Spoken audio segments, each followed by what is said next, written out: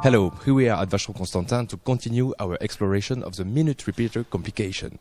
We're going to go in a workshop to speak with the watchmaker about how we conceive and how we assemble such a complication.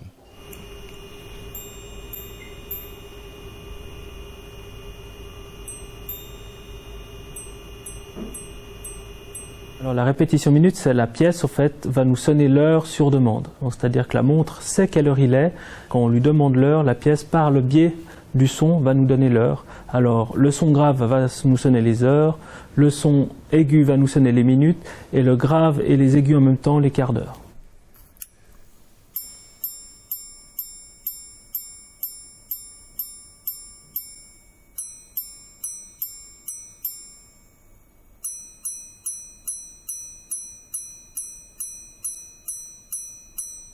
Il faut savoir déjà ce qu'on veut avant de commencer à développer une répétition minute.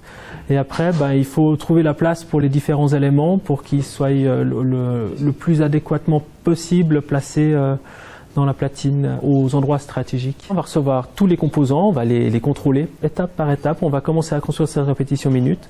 L'avantage dans une répétition minute, c'est une fois que vous avez réglé une fonction, normalement on n'a plus à revenir dessus, on peut passer à l'étape suivante. Au niveau des ajustements, des réglages, des pièces qui travaillent ensemble, il y a beaucoup d'ajustements à faire. Donc on est tout le temps avec une lime, des outils en train d'ajuster les fonctions. On fait un préajustement sonore au niveau du calibre. Par contre le vrai ajustement du son, ce se fera en boîte. Parce que la boîte, c'est vraiment aussi une part importante du son d'une répétition minute, parce qu'elle va servir d'amplificateur du son. Le timbre, c'est une pièce en acier trempé qui va faire le tour de la platine, en fait, le tour des ponts. Donc c'est deux cylindres qui sont superposés l'un sur l'autre.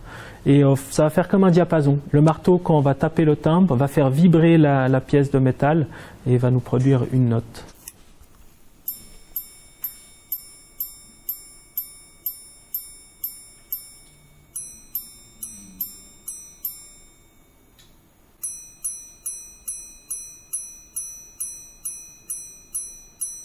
Chaque répétition minute est unique.